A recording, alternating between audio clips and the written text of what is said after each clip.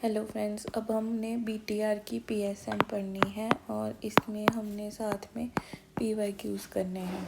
उन सब इसको मैं मोनेटाइज नहीं करूँगी, so it is not a copyright issue. ਹੁਣ ਆਪਾਂ ਸਭ ਤੋਂ ਪਹਿਲਾਂ ਕੰਸੈਪਟ ਆਫ ਹੈਲਥ ਪੜ੍ਹਨਾ ਹੈ। ਕੰਸੈਪਟ ਆਫ ਹੈਲਥ 'ਚ ਕੀ ਹੁੰਦਾ, ਸਭ ਤੋਂ ਪਹਿਲਾਂ ਤਾਂ ਸਟੇਜ ਆਫ ਸਸੈਪਟੇਬਿਲਿਟੀ ਆ ਗਈ, ਠੀਕ ਹੈ। ਸਸੈਪਟੇਬਿਲਿਟੀ ਤੋਂ ਬਾਅਦ ਸਬ ਕਲੀਨਿਕਲ ਡਿਸੀਜ਼, ਫਿਰ ਕਲੀਨਿਕਲ ਡਿਸੀਜ਼, ਅਤੇ ਫਿਰ ਰਿਕਵਰੀ ਹੋ ਸਕਦੀ ਹੈ ਜਾਂ ਡਿਸੇਬਿਲਿਟੀ ਆ ਸਕਦੀ ਹੈ ਜਾਂ ਡੈਥ ਹੋ ਸਕਦੀ ਹੈ। ਸਸੈਪਟੇਬਿਲਿਟੀ ਤੋਂ ਬਾਅਦ ਹੁੰਦਾ ਐਕਸਪੋਜਰ, ਠੀਕ ਹੈ। ਫਿਰ ਜਦ ਐਕਸਪੋਜਰ ਤੋਂ ਬਾਅਦ ਪੈਥੋਲੋਜੀਕਲ ਚੇਂਜਸ ਆਉਣਗੇ। ਪੈਥੋਲੋਜੀਕਲ ਚੇਂਜਸ ਦੇ ਵਿੱਚ ਹੀ ਸਬ ਕਲੀਨਿਕਲ ਡਿਸੀਜ਼ ਹੁੰਦੀ ਹੈ ਅਤੇ ਇੱਥੇ ਹੀ ਆਪਾਂ ਸਕਰੀਨਿੰਗ ਕਰਦੇ ਹਾਂ। ਉਸ ਤੋਂ ਬਾਅਦ ਔਨਸੈਟ ਆਫ ਸਿੰਪਟਮਸ ਹੋਊਗਾ ਤਾਂ ਕਲੀਨਿਕਲ ਡਿਸੀਜ਼ ਆਊਗੀ। ਹੁਣ ਜਿਹੜਾ ਔਨਸੈਟ ਆਫ ਕਲੀਨਿਕਲ ਸਿੰਪਟਮਸ ਹੈ, ਯੂਜੂਅਲੀ ਇੱਥੇ ਆਪਾਂ ਡਾਇਗਨੋਸ ਕਰਦੇ ਹਾਂ, ਯੂਜੂਅਲ ਟਾਈਮ ਆਫ ਡਾਇਗਨੋਸਿਸ ਹੈ। ਪਰ ਜਿਹੜਾ ਆਹ ਸਟੇਜ ਹੈ ਨਾ, ਮਤਲਬ ਆ stage of subclinical disease, ਇੱਥੇ ਆਈਡੀਅਲ ਟਾਈਮ ਆਫ ਸਕਰੀਨਿੰਗ ਹੁੰਦਾ। ਹੁਣ ਲੀਡ ਟਾਈਮ ਕੀ ਹੁੰਦਾ, D to B, ਠੀਕ ਹੈ। ਇੱਧਰ ਮਤਲਬ ਜੇ ਆਪਾਂ ਇੱਥੇ ਡਿਸੀਜ਼ ਨੂੰ ਡਾਇਗਨੋਸ ਕਰ ਲਿਆ ਰੈਦਰ ਦੈਨ ਇਹ, ਤਾਂ ਆਪਣੇ ਕੋਲ ਟਾਈਮ 'ਚ ਲੀਡ ਆ ਗਈ, ਤਾਂ ਇਹਨੂੰ ਆਪਾਂ ਲੀਡ ਟਾਈਮ ਕਹਿੰਦੇ। ਲੀਡ ਟਾਈਮ ਬਾਇਸ ਹੁੰਦੀ ਹੈ ਕਿਉਂਕਿ ਡਿਸੀਜ਼ ਵੈਸੇ ਇੱਥੇ ਪਤਾ ਲੱਗਣੀ ਸੀ, ਪਰ ਹੁਣ ਇੱਥੇ ਪਤਾ ਲੱਗ ਗਈ, ਤਾਂ ਐਪਰੈਂਟਲੀ ਪੇਸ਼ੈਂਟ ਨੂੰ ਲੱਗਦਾ ਕਿ ਉਹਦੀ ਡਿਊਰੇਸ਼ਨ ਆਫ ਡਿਸੀਜ਼ ਬਹੁਤ ਜ਼ਿਆਦਾ ਵੱਧ ਗਈ। ਹੁਣ ਉਸ ਤੋਂ ਬਾਅਦ ਫਸਟ ਕੇਸ ਇਨ ਕਮਿਊਨਿਟੀ ਜਿਹੜਾ ਹੁੰਦਾ ਉਹਨੂੰ ਆਪਾਂ ਕਹਿੰਦੇ ਹਾਂ ਪ੍ਰਾਇਮਰੀ। ਜਿਹੜਾ ਫਸਟ ਓਬਜ਼ਰਵਡ ਕੇਸ ਹੈ ਉਹਨੂੰ ਇੰਡੈਕਸ ਕੇਸ ਕਹਿੰਦੇ ਹਾਂ। ਹੁਣ ਟਾਈਮ ਬਿਟਵੀਨ ਪ੍ਰਾਇਮਰੀ ਅਤੇ ਸੈਕੰਡਰੀ ਕੇਸ ਹੈ ਨਾ, ਪ੍ਰਾਇਮਰੀ ਤੋਂ ਸੈਕੰਡਰੀ 'ਚ ਗਿਆ, ਇਹਨੂੰ ਕਹਿੰਦੇ ਸੀਰੀਅਲ ਇੰਟਰਵਲ। ਅਤੇ ਟਾਈਮ ਬਿਟਵੀਨ ਐਂਟਰੀ ਆਫ ਔਰਗੈਨਿਜ਼ਮ ਅਤੇ ਸਿੰਪਟਮ ਇਨਕਿਊਬੇਸ਼ਨ ਪੀਰੀਅਡ, ਅਤੇ ਟਾਈਮ ਬਿਟਵੀਨ ਐਂਟਰੀ ਆਫ ਔਰਗੈਨਿਜ਼ਮ ਅਤੇ ਮੈਕਸੀਮਮ ਕਮਿਊਨੀਕੇਬਿਲਿਟੀ, ਇਹ ਹੋ ਗਿਆ ਜਨਰੇਸ਼ਨ ਟਾਈਮ, ਠੀਕ ਹੈ। ਮਤਲਬ ਮੈਕਸੀਮਮ ਇਨਫੈਕਟਿਵਿਟੀ ਕਿਦੋਂ ਹੋਊਗੀ ਉਹ ਹੋਸਟ ਦੀ, ਠੀਕ ਹੈ। ਅਤੇ ਆਈਸੋਲੇਸ਼ਨ ਆਪਾਂ ਕਰਦੇ ਹਾਂ ਪੇਸ਼ੈਂਟਸ ਦੀ, ਮਤਲਬ ਜਿਹੜੇ ਡਿਸੀਜ਼ਡ ਹੁੰਦੇ ਹੈ, ਠੀਕ ਹੈ। ਅਤੇ ਕੁਆਰੰਟੀਨ ਆਪਾਂ ਕਰਦੇ ਹਾਂ ਜਿਹੜੇ ਐਕਸਪੋਜ਼ਡ ਹੁੰਦੇ ਹੈ, ਨਾ ਕਿ ਡਿਸੀਜ਼। ਅਤੇ quarantine period of yellow fever ਕੀ ਹੁੰਦਾ 6 days। ਹੁਣ ਇਹਦੇ 'ਚ ਟਰਾਇੰਗਲਸ ਕਿਹੜੇ ਕਿਹੜੇ, ਸਭ ਤੋਂ ਪਹਿਲਾਂ ਤਾਂ ਐਪੀਡੀਮੀਓਲੋਜੀਕਲ ਟਰਾਇਡ ਹੁੰਦਾ, ਇਨਵਾਇਰਮੈਂਟ, ਏਜੰਟ ਅਤੇ ਹੋਸਟ, ਠੀਕ ਹੈ। ਜੇ ਆਪਾਂ ਇਹਦੇ ਵਿੱਚ ਟਾਈਮ ਪਾ ਦਈਏ ਤਾਂ ਇਹ ਬਣ ਜਾਂਦਾ ਟਰਾਇੰਗਲ, ਅਤੇ ਜੇ ਆਪਾਂ ਇਹਦੇ ਵਿੱਚ ਉਹਨੂੰ ਸਪੈਸੀਫਾਈ ਕਰ ਦਈਏ ਹਰ ਫੀਚਰ ਨੂੰ, ਤਾਂ ਇਹ ਐਡਵਾਂਸਡ ਟਰਾਇੰਗਲ ਬਣ ਜਾਂਦਾ। ਸੌਰੀ, ਟਰਾਇਡ ਨਹੀਂ, ਮੈਂ ਗਲਤ ਲਿਖਤਾ, ਐਡਵਾਂਸਡ ਟਰਾਇੰਗਲ ਆਫ ਐਪੀਡੀਮੀਓਲੋਜੀ, ਠੀਕ ਹੈ। ਇਹਦੇ ਵਿੱਚ ਹੁਣ ਕੀ ਹੁੰਦਾ, ਸਾਰੇ ਫੈਕਟਰ ਜਿਵੇਂ ਏਜੰਟ ਦੇ ਪੋਜ਼ੀਟਿਵ ਫੈਕਟਰਸ ਆ ਗਏ, ਰਿਸਕ ਫੈਕਟਰ ਅਤੇ ਇਮੋਸ਼ਨਲ ਇਨਵਾਇਰਮੈਂਟਲ ਐਕਸਪੋਜਰ। ਹੋਸਟ ਦੇ ਵਿੱਚ ਹੈਗੇ ਉਹਦੇ ਪਰਸਨ ਦੇ ਕਰੈਕਟਰਿਸਟਿਕਸ ਅਤੇ ਗਰੁੱਪ ਐਂਡ ਪਾਪੂਲੇਸ਼ਨ ਡੈਮੋਗ੍ਰਾਫਿਕਸ, ਅਤੇ ਇਨਵਾਇਰਮੈਂਟ ਦੇ ਵਿੱਚ ਪਲੇਸ ਦੇ ਕਰੈਕਟਰਿਸਟਿਕਸ, ਬਾਇਓਲੋਜੀਕਲ, ਫਿਜ਼ੀਕਲ ਅਤੇ ਸਾਈਕੋ ਸੋਸ਼ਲ ਇਨਵਾਇਰਮੈਂਟ, ਸਭ ਕੁਛ ਆ ਗਿਆ, ਠੀਕ ਹੈ। ਹੁਣ ਉਸ ਤੋਂ ਬਾਅਦ ਟਾਈਮ ਦੇ ਵਿੱਚ ਕੀ ਆ ਜਾਂਦਾ, ਟਾਈਮ ਦੇ ਵਿੱਚ ਆ ਜਾਂਦਾ ਹੈ ਟਾਈਮ ਦੇ characteristics, incubation period, latency, length of disease process ਅਤੇ ਟ੍ਰੈਂਡਸ ਐਂਡ ਸਾਈਕਲਸ।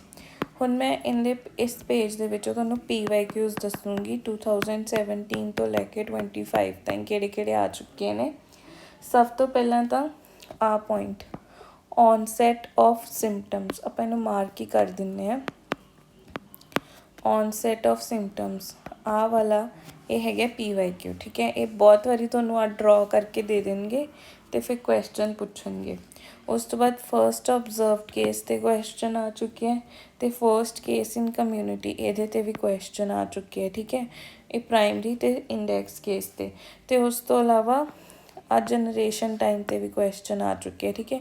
ਇਹਨੂੰ ਇਹਨਾਂ ਨੇ ਉਵੇਂ ਨਹੀਂ ਸੀ ਲਿਖਿਆ, ਇਹਨੂੰ ਕੁਐਸਚਨ ਲਿਖਿਆ ਸੀਗਾ the time interval between receipt of infection, ਠੀਕ ਹੈ, ਅਤੇ ਬਾਏ ਅ ਹੋਸਟ ਅਤੇ ਮੈਕਸੀਮਮ ਇਨਫੈਕਟਿਵਿਟੀ ਬਾਏ ਦਾ ਹੋਸਟ, ਇਸ ਤਰ੍ਹਾਂ ਨਾਲ ਆਇਆ ਸੀ। ਉਸ ਤੋਂ ਇਲਾਵਾ ਇੱਕ ਕੁਐਸਚਨ ਹੁੰਦਾ, ਅੱਛਾ ਮੈਂ ਤੁਹਾਨੂੰ ਤਿੰਨ ਚਾਰ ਕੰਸੈਪਟ ਦੱਸੂੰਗੀ ਇੱਥੇ। ਇੱਕ ਹੋ ਗਿਆ ਪ੍ਰੀ ਪੈਥੋ, ਇਹ ਪੀਵਾਈਕਿਊ ਹੈ, ਠੀਕ ਹੈ।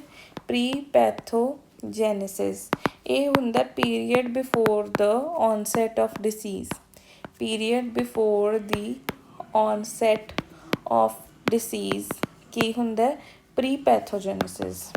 ਫਿਰ ਪੈਥੋਜੈਨੇਸਿਸ ਕੀ ਹੁੰਦਾ, appearance of clinical signs and symptoms, ਇਹ ਪੈਥੋਜੈਨੇਸਿਸ ਹੈ, ਠੀਕ ਹੈ।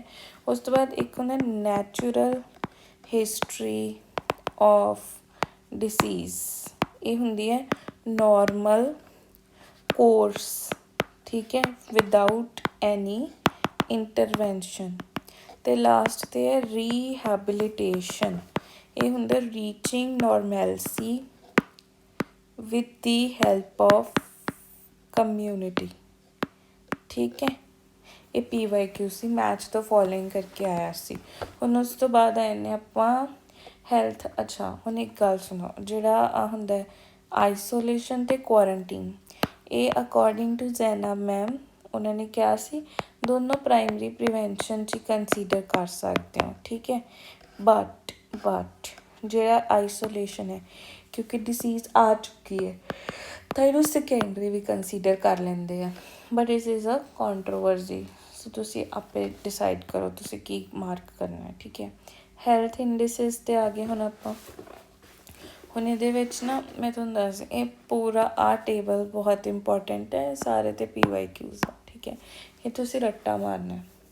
सब तो पहला मैं तुहानूं इनू डायरैक्टली भी लिखिया आ सकदा, थोड़ा डिफरेंट करके भी लिख दिंदे। सब तो पहला ह्यूमन डेवलपमेंट इंडैक्स, हुण इहदे विच आपां किवें याद रखना, देखो सब तो पहला अपना बर्थ होगा, ठीक है, लाइफ एक्सपैक्टेंसी एट बर्थ, फिर आपां स्कूल जावांगे, knowledge mean and expected years of schooling, फिर आपां कमाई करांगे, income, real gross national income per capita, ठीक है। ये 3 पॉइंट हो गए। HDI ह्यूमन डेवलपमेंट इदां ही हुंदी है, ठीक है। हुण इहदे विच जिहड़ी नॉलेज है इनू लिटरेसी भी लिखिया हो सकदा, तो जिहड़ी इनकम है इनू स्टैंडर्ड ऑफ लिविंग भी लिखिया हो सकता है, ठीक है। इनू लिखिया हो सकता स्टैंडर्ड ऑफ लिविंग, बाकी सेम एनुअली 0। हुण देखो फिर आगे फिजिकल क्वालिटी, ये होगी ह्यूमन दी डेवलपमेंट। ये हुण फिजिकल क्वालिटी है भी आपां नूं जो दिखदा है। सब तो पहली गल तो इत्थे लाइफ एक्सपैक्टेंसी 1 ईयर ते आऊगी, इत्थों शुरू करांगे। फिर क्योंकि 1 ईयर ते इनफैंट हुंदा तां इनफैंट मोर्टैलिटी रेट ते सिर्फ लिटरेसी रेट, ये सीधे सीधे इन्हों कोई डिफरेंट नाम नहीं, life expectancy at 1 year, infant mortality rate ते लिटरेसी रेट। हुण लास्ट ग्लोबल हंगर इंडैक्स, ठीक है। ये विच की हुंदा है 5 कीवर्ड है, ठीक है। Proportion of the population that is undernourished, उस तो बाद prevalence of underweight in children under 5 ते proportion of children dying under 5, मतलब ओवरऑल अंडर नरिश्ड पॉपूलेशन दी प्रपोर्शन 5 साल तो छोटे बच्चे दी अंडर नरिश्ड मतलब लैस अंडर वेट ते उन्हां दी ही डाइंग प्रपोर्शन अंडर 5, यही याद रखना है। हुण इनू किवें लिख सकते हैं PYQs दे विच की लिखिया आ सकता है। हुण आ population that is undernourished है ना, प्रपोर्शन है वो परसेंटेज ऑफ पॉपूलेशन लिख सकते हैं, percentage of undernourished population, ठीक है।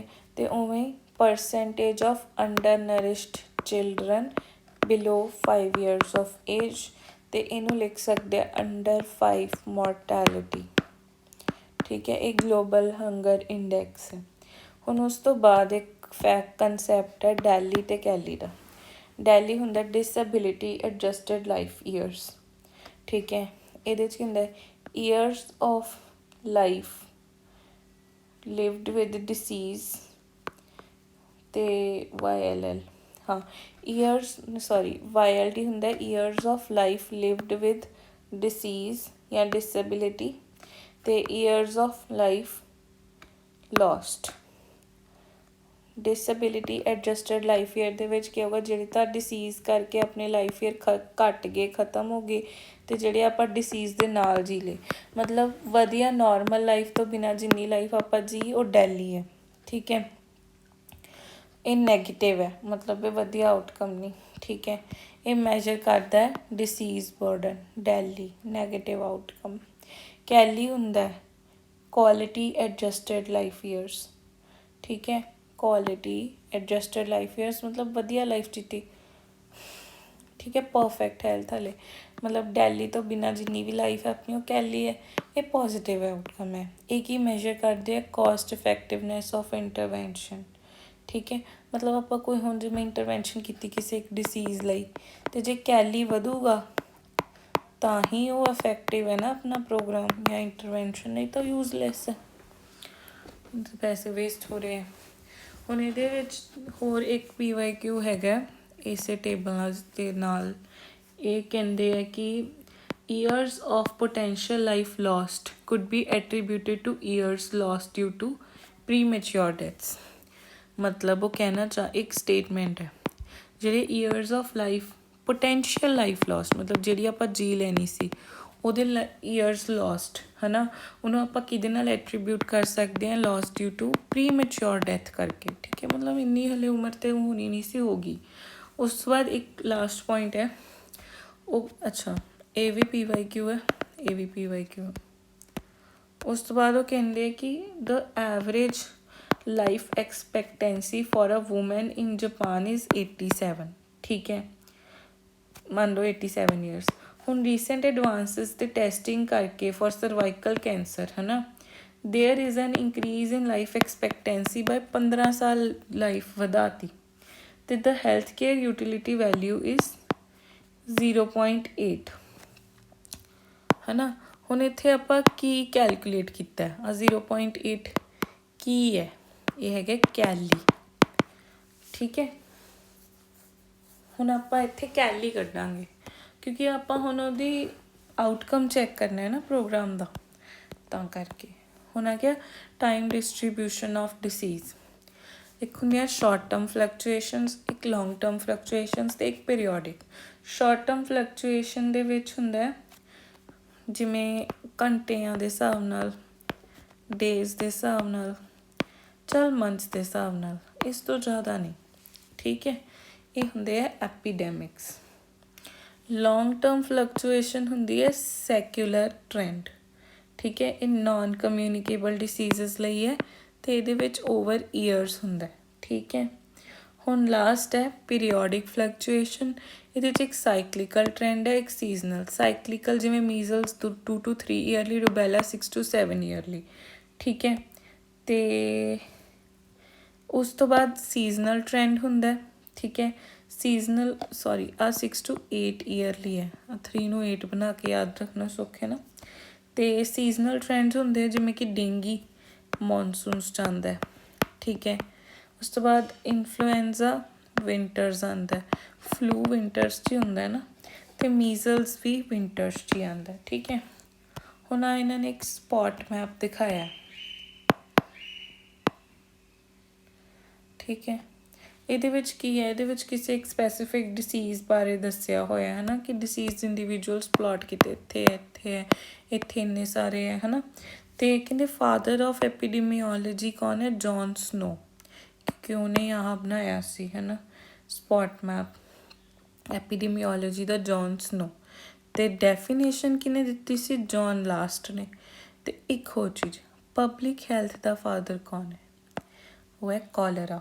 ਠੀਕ ਹੈ, ਹੁਣ ਆ ਲਾਸਟ ਟੋਪਿਕ ਹੈ ਆਪਣਾ, ਇਹ ਹੈਗੇ ਹੈ ਟਾਈਪਸ ਆਫ ਐਪੀਡੈਮਿਕਸ। ਠੀਕ ਹੈ, ਹੁਣ ਆ ਦੇਖੋ, ਇਹਦੀ 1 ਟਿਪ ਹੈ ਅਤੇ ਮਤਲਬ 1 ਇਨਕਿਊਬੇਸ਼ਨ ਪੀਰੀਅਡ ਫॉर ऑल। ਠੀਕ ਹੈ, ਪੁਆਇੰਟ ਸੋਰਸ ਸਿੰਗਲ ਐਕਸਪੋਜਰ ਆਏ। ਠੀਕ ਹੈ, ਮਤਲਬ ਜਿਵੇਂ ਇੱਕੋ ਬਾਊਲ 'ਚੋਂ ਸਾਰੇ ਦੋਸਤਾਂ ਨੇ ਖਾ ਲਿਆ ਅਤੇ ਸਾਰਿਆਂ ਨੂੰ ਇਕੱਠਿਆਂ ਨੂੰ ਹੋ ਗਿਆ ਆਏ। ਫਿਰ ਹੈ ਪੁਆਇੰਟ ਸੋਰਸ ਯਾਨੀ ਕਿ ਮਲਟੀਪਲ ਐਕਸਪੋਜਰਸ। ਪੁਆਇੰਟ ਸੋਰਸ ਵਾਲੇ ਮਲਟੀਪਲ ਐਕਸਪੋਜਰਸ ਕਿਉਂਕਿ ਮਲਟੀਪਲ ਟਿਪਸ ਹੈ। ਠੀਕ ਹੈ, ਜਿਵੇਂ ਟਾਈਫੋਇਡ ਮੈਰੀ, ਸੋਰਸ ਸੇਮ ਹੈ, ਐਕਸਪੋਜਰ ਜ਼ਿਆਦਾ ਹੈ। ਫਿਰ ਹੈ ਪ੍ਰੋਪੀਗੇਟਿਡ। ਠੀਕ ਹੈ, ਇਹ ਮੋਸਟ ਕਾਮਨ ਹੁੰਦਾ ਜਿਵੇਂ ਕਿ ਕੋਵਿਡ ਵੱਧਦਾ ਜਾਂਦਾ। ਠੀਕ ਹੈ, ਅਤੇ ਇੰਟਰਪਟਡ ਆ ਜਾਂਦਾ, ਚਲਾ ਜਾਂਦਾ influenza. That's it. Thank you.